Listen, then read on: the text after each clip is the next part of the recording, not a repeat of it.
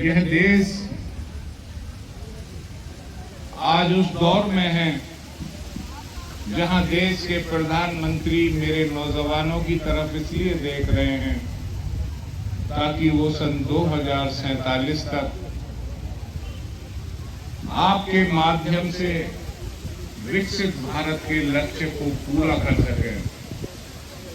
और मुझे आपके चेहरों से नजर आ रहा है कि निश्चित ही आप लोग देश के प्रधानमंत्री के उस लक्ष्य को पूरा करने में अपनी प्रतिभा का इस्तेमाल, अपनी क्षमताओं का उपयोग कर इस क्षेत्र और देश का नाम रोशन करेंगे और विकसित भारत के लक्ष्य को पूरा करवाने में महत्वपूर्ण योगदान देंगे। पिछली बार जब मैं डिग्री कॉलेज के प्रांगण में आया था तो कुछ महिला अध्यापकों ने मुझे बताया कि उनके बैठने के लिए और छात्राओं के लिए कोई ऐसा स्थान नहीं है जहां महिलाएं और छात्राएं एकांत में बैठ सकें।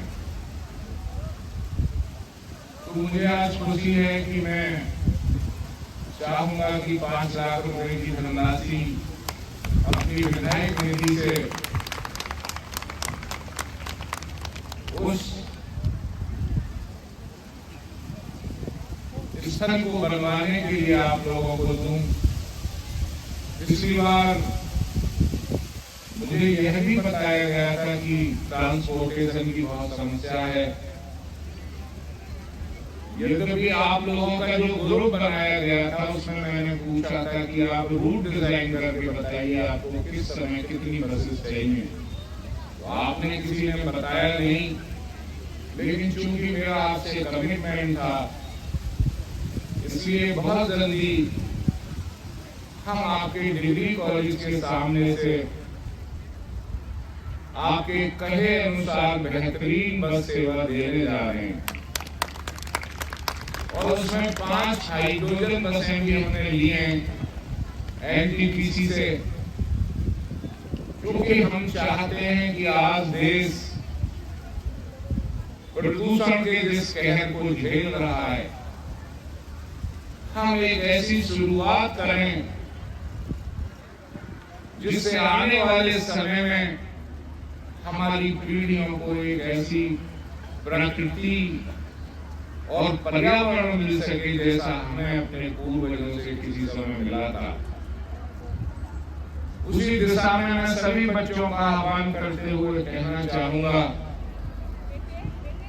कि आज गंभीर संकट है हमारे सामने पर्यावरण को बचाए रखने का।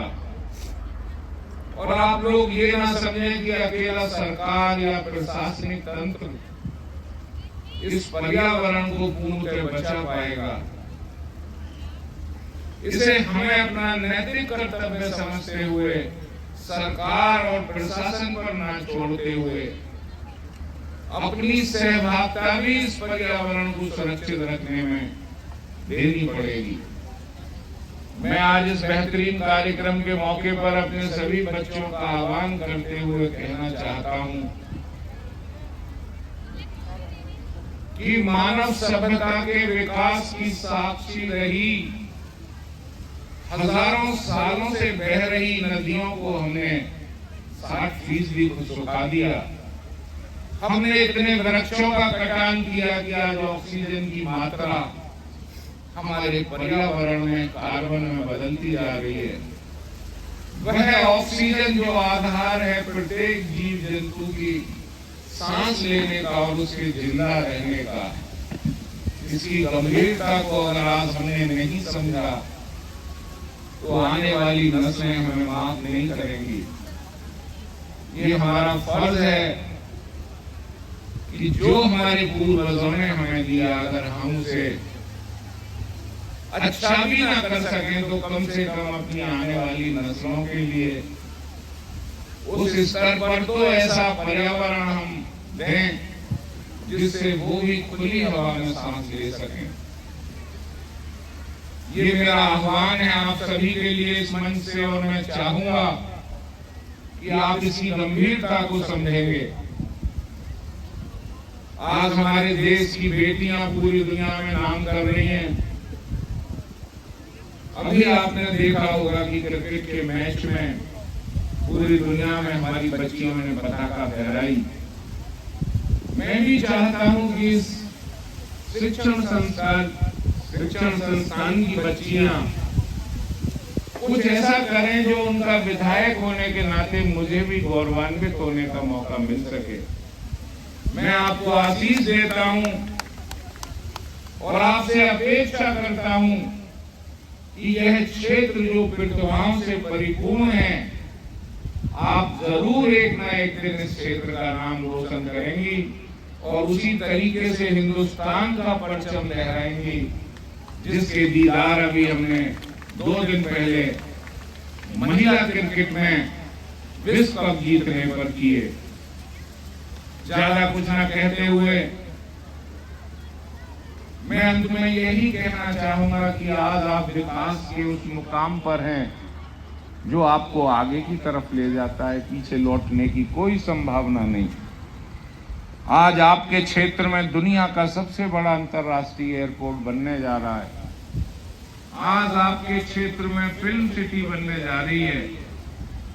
आज आपके क्षेत्र में बड़े बड़े उद्योग धंधे लगने जा रहे हैं जो माध्यम बनेंगे इस क्षेत्र के असंख्य नौजवानों के रोजगार का।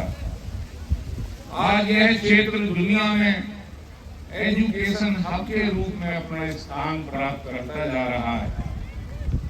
अब जरूरत है इन सब संसाधनों का उपयोग करते हुए आपको वह मुकाम हासिल करने का जिससे आप अपने परिवार और अपने क्षेत्र के साथ साथ अपने इस देश का नाम रोशन कर सकें। इसी भावना के साथ और इसी आशीर्वाद के साथ मैं एक बार पुनः प्रबंध तंत्र का शुक्रगुजार हूं जिन्होंने मुझे आपके सामने भाषण देने का मौका दिया।